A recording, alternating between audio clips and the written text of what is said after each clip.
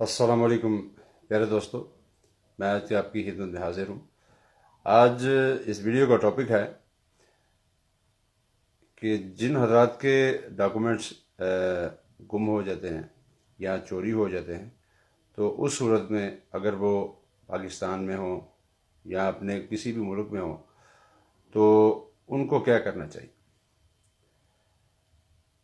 آئیے شروع کرتے ہیں۔ دیکھیں، اگر آپ پاکستان گئے ہیں ٹریول کے لیے تو وہاں پہ ممکن ہے کہ آپ کے کاغذات یا چوری ہو جائیں یا گم ہو جائیں، تو اس میں اتنے گھبرانے والی کوئی بات نہیں، ٹھیک ہے۔ اس کا طریقہ میں آپ کو بتاتا ہوں وہ کیا ہے۔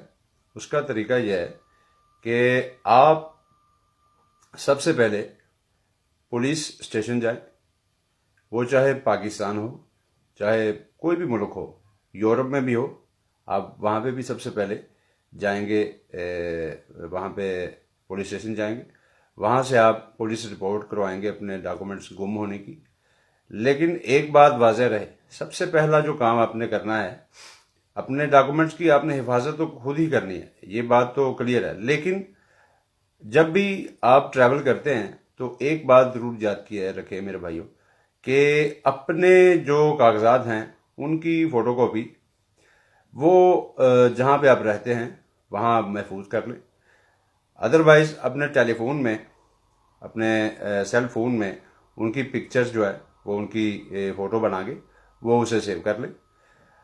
اور اس کے علاوہ اگر پھر بھی آپ کا ٹیلی فون بھی چوری ہو جائے تو میرے بھائیوں اس کا ایک اور حل وہ یہ ہے کہ آپ یہ جو پکچر بنائیں، یہ جو فوٹو بنائیں، اس فوٹو کو آپ گوگل فوٹو میں سیو کر لیں۔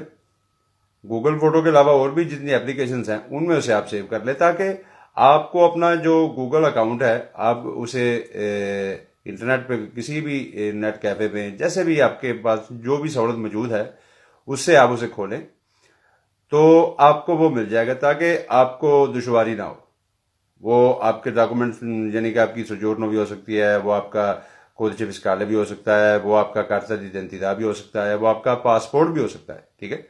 تو ان چیزوں کی حفاظت جو ہے وہ آپ نے ایسے کرنی ہے، ٹھیک ہے۔ اس کا جب آپ وہاں پہ جس ملک میں آپ کے ڈاکومنٹس جو ہیں اگر پاکستان میں ہوں تو آپ نے کرنا کیا ہے کہ آپ نے وہاں سے پولیس اسٹیشن جانا ہے، وہاں سے آپ نے رپورٹ درج کروانی ہے، اور آپ کے پاس اگر یہ فوٹوز ہوں گی تو پھر ظاہر سی بات ہے آپ کو پھر وہ آپ کا پاسپورٹ نمبر، آپ کا سوجورنو کا نمبر جو بھی ہے وہ سب جو ہے نا وہ اس رپورٹ میں آپ درج کروائیں گے۔ اس درج کروانے کے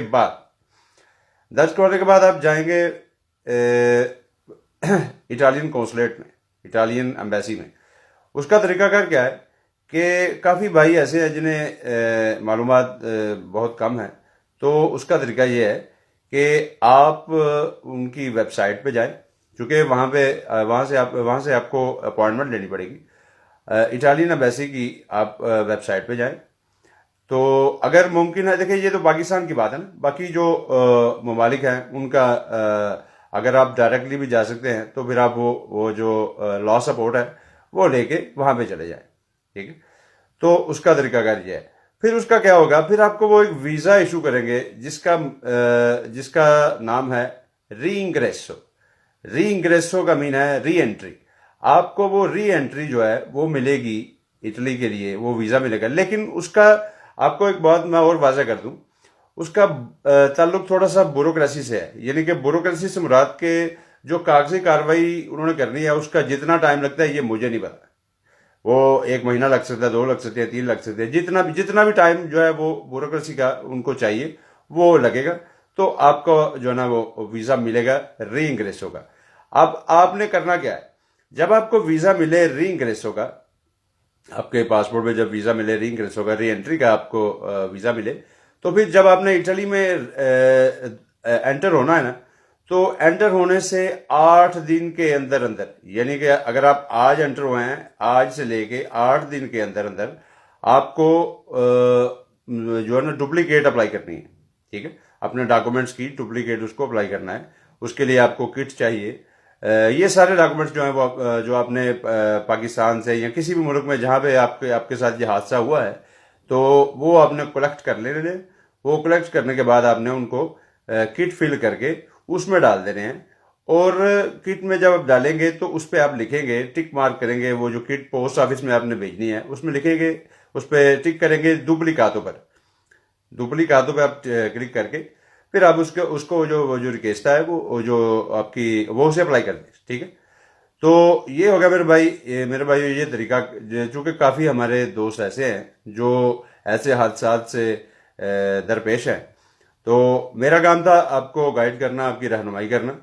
تو پیارے بھائیو، آپ سے ایک ریکویسٹ ہے، جتنی عزت آپ نے دی ہے میں آپ کا اور اللہ کا سب سے پہلے اللہ کا بہت شکر گزار ہوں، آپ کا بھی۔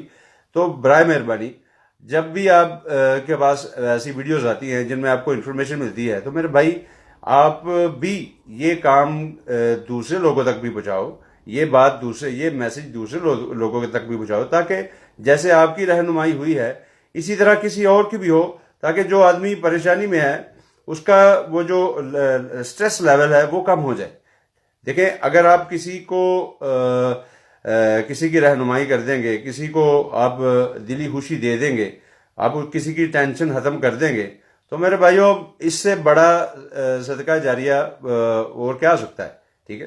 دیکھیں، اللہ کی مخلوق جو ہے اس کے لیے آپ آسانیاں پیدا کرنی شروع کرو۔ میرے بھائیوں، اپنی زندگی میں آسانیوں کا آپ شمار نہیں ہوگا، کبھی نہیں ہو سکتا کہ آپ کی زندگی میں مشکلات آئیں۔ دیکھیں، مشکلات تو ایک انسان کا ایک پیریڈ ہے نا، اس کا مطلب یہ نہیں کہ سب کچھ ساری ٹینشنیں ختم ہو جائیں گی۔ مطلب کہنے کا یہ ہے کہ جب آپ کسی کے لیے آسانی پیدا کرو گے تو اللہ پاک بھی آپ کے لیے آسانیاں پیدا کریں گے، ٹھیک ہے؟ میرے بھائیو، امید کرتا ہوں آپ کو یہ میسج اب تک پہنچ گیا۔ جیسے آپ تک پہنچا ہے پیارے دوستوں، یہ دوسروں تک بھی پہنچائیں۔